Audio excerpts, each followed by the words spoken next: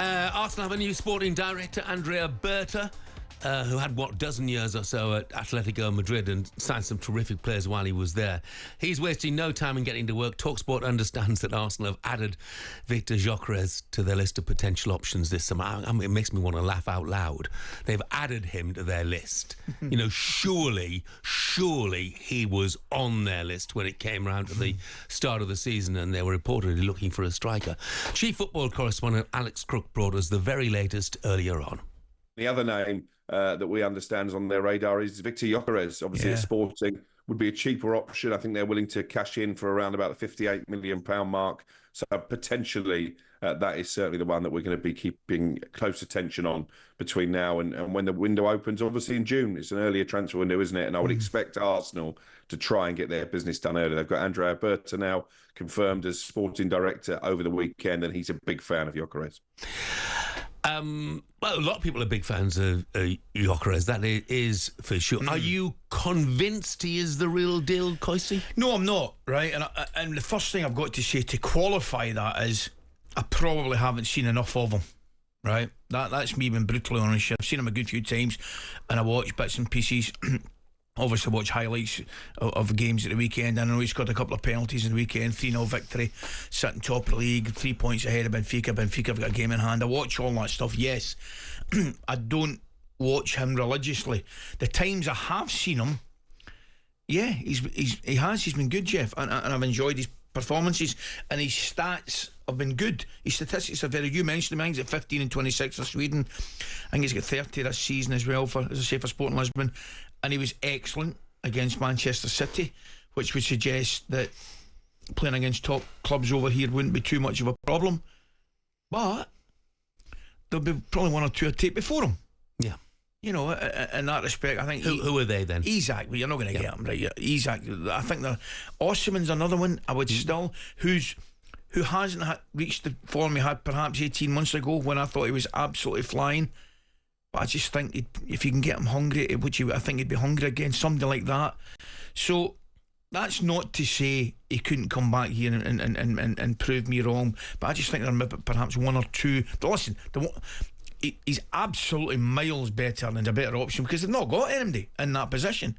So is he better than what they've got? Yes, is the complete answer to that. Are there one or two I'd potentially take before him? Yes. My question would be that he's done brilliantly at Sporting Lisbon, but he is obviously unproven in the Premier League. And maybe you should look at somebody who is proven in the Premier League.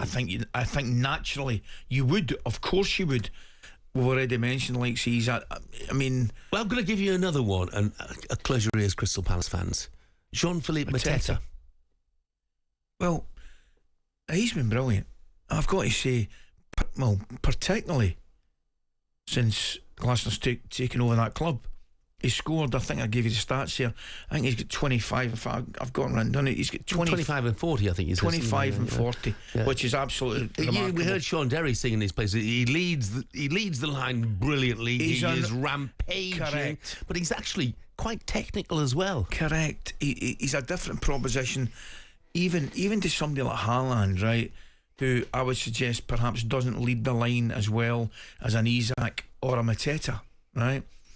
You know, maybe Mateta's not going to get as many goals as Haaland, but we don't know because he's not playing in a team that's creating just as many chances, perhaps, as City would.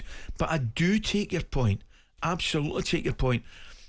The remarkable, the turnaround in Mateta's fortunes since the new manager's come in, I think it's been absolutely fantastic, and it's kind of been synonymous with the team itself. I mean, the team have clearly picked up end of last season. Yes, at the slow start to the season, they've been brilliant since. They've lost 2 and 15, and I keep going on about that performance at the weekend. Great, absolutely fantastic. Is he worth a gamble, perhaps more than Gyökeres? Yeah, because he had, and because you're right in the respect, doing it in the division is ticking a massive box straight away. Because until you do that, and if you haven't done it, I'm not saying you can't do it, but there'll be a question mark there. Yeah. And Palace fans, by the way, not trying to sell your players, but because you've been so good, there will be no question clubs looking at a lot of your players, as well. And I'm not just talking about Mateta. I'm looking at, obviously Gahey at the back. They'll be looking at Adam Wharton. I know he's only been there for 5 minutes, but they'll be looking, and of course, the big hitters. Some of the big hitters will inevitably be looking at Eze as well because of their qualities. I mention again. What a goal at the weekend. Oh, my goodness. Do you know that? It got me off my seat. I was in a position, I was actually right behind it, Jeff, right behind it. And he takes the ball, I think it was Derek Mitchell, rolls him a ball in.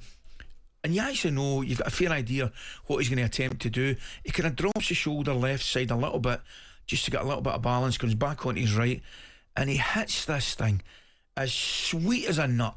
Beautiful, outside the post, and if it just curls in at the last minute, goal. What a strike! Great goal. By the way, somebody agrees with you here. Unnamed text: Victor Osman would be the next Drogba. Trust me. talkSPORT also understands Forest are plotting a club record bid for Mateus Cunha. Another great player. If they qualify for the Champions League. Great player. Absolutely. He's got a £62 million release clause. Do you see him fitting in at Forest? I think he's good enough to fit in anywhere. I really do, I think he's a terrific football player. The question I want to ask is, who agreed the 62 million clause?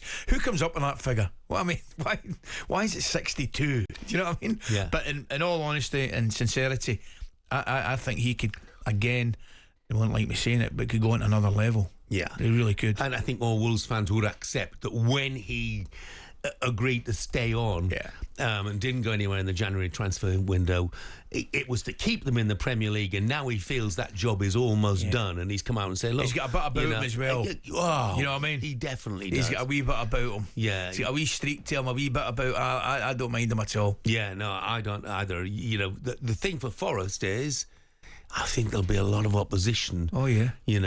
When it comes to signing him, because I think he'll be in demand. I think he would fit the bill at most clubs. Of course. But the fact that we're even mentioning Forest, in the kind of same breath as clubs, potentially beforehand, you would think we're automatically above them in the order. Fair play to Forest. I mean, we keep saying it. I mean, absolutely incredible season. And with the looks of things, obviously we're targeting somebody like him, not resting in their laurels, wanting to move on again, kick on again. Fair play. Yeah, no, I love watching Forest this season. Ola Aina has become one of my favourite He's players. Been terrific. The entire back four and the goalie as well. Brilliant. Yeah. Pete in Edinburgh, by the way, said, has Isak ever spoken about wanting a move? So why is it okay for talkSPORT and Sky to continually link him with a move away? And it's not just Isak. Robinson to Liverpool. Anthony Robinson is another, the so-called big six bias. You know what that we talk about it for, Pete, is because everybody else is talking about it. Like it or not, it's just conjecture and opinion. So don't be offended by it. But if you've got a player like Alexander Isak, inevitably there's going to be conjecture about where he might be playing in the future, especially if you're at a team that hadn't won anything. And I emphasise hadn't won anything, because Newcastle now have won something, so maybe that will change things. Sorry, I haven't seen this, but somebody just texted in. Guys, have you seen the article with Gabi claiming he'd be worth 50 million in today's market? Surely he's talking Turkish lira. Well, I don't know. We'll ask him next, will we? We're joined by Gabi Agbolahor to discuss the continued form of Marcus Rashford and ask him to make the case as to why Unai Emery is a contender for manager of the season. That's next.